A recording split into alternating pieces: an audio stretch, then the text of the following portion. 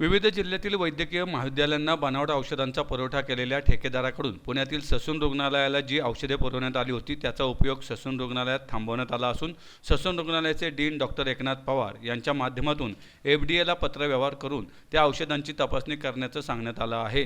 तसेच या औषधांचं सॅम्पल घेण्यात आलं असून ते औषध तपासणीसाठी पाठवण्यात आलं आहे। वैद्यकीय शिक्षण विभागाच्या अंबेजोगाईतील स्वामी रामानंद तीर्थ ग्रामीण वैद्यकीय महाविद्यालय व रुग्णालयातही बनावट औषधांचा पुरवठा झाल्याचा प्रकार नुकताच उघडकीस आल्यावर खबरदारी म्हणून ज्या या 5 कंपन्यांचं वितरण आहे त्यातली जी औषधं ससून हॉस्पिटलला दिली आहेत त्याचा साठा देखील थांबवण्यात आला आहे। याबाबत ससून रुग्णालयाचे डीन डॉक्टर एकनाथ पवार म्हणाले की आमच्या वरिष्ठांच्या बरोबर एक मीटिंग झाली होती आणि त्या मीटिंगमध्ये जे निर्देश देण्यात आले होते त्यात काही औषधांच्या संदर्भात तक्रार प्राप्त झाली होती आणि यात 5 ज्या कंपन्या आहेत त्यांची औषधे बनावट असल्याचं समोर आलं होतं। काय की आमच्या वरिष्ठांबरोबर मीटिंग झाली होती। त्या मीटिंगमध्ये जे निर्देश दिले होते त्यानुसार काही ठिकाणी काही कंपन्याचे औषधासंबंधी तक्रार प्राप्त झालेली आहे। तर त्या जे औषध आहेत ते आहेत मेट्रोनिडाझोल आणि अझिथ्रोमायसिन। हे साधारणतः काहीतरी एक 5 कंपन्याचे औषध आहेत। तर त्या कंपन्याची औषधं बनावट आहेत अशी तक्रार करण्यात आलेली आहे। तर आपल्याकडं ह्या ज्या तक्रार झालेल्या कंपन्या आहेत त्या कंपन्याचं कुठलंही औषध आपल्याकडे खरेदी करण्यात आलेलं नाही आहे। परंतु ह्या 5 कंपन्याचं वितरक जे आहेत विशाल एंटरप्राइजेस, तर त्यांच्याविरुद्ध पण काही काही ठिकाणी तक्रार दाखल करण्यात आलेली आहे। त्यामुळे त्यावरती खबरदारीचा उपाय म्हणून विशाल एंटरप्राइजेसकडून काही औषधं आपल्याकडं खरेदी करण्यात आलेली आहेत।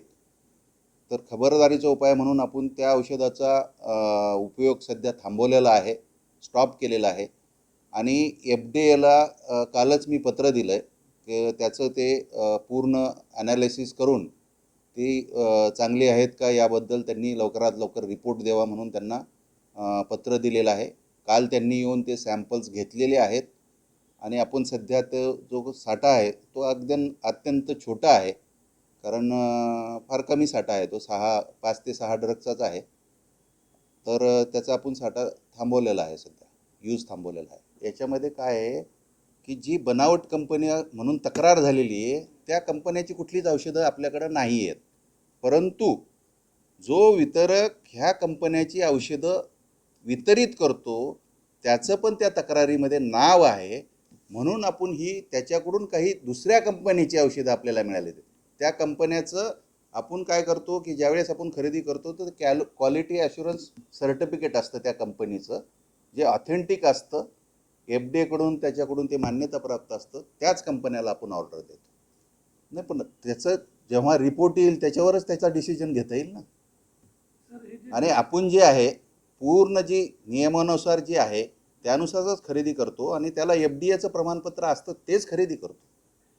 नाही, आपण काय आहे की आपण त्याच्याशी कोणताही व्यवहार सगळं इमिजिएट स्टॉप केलेला आहे। त्याची जी काही समजा पेंडिंग बिलं असतील किंवा काय असतील तर ती पण आपण स्टॉप केलेली आहे।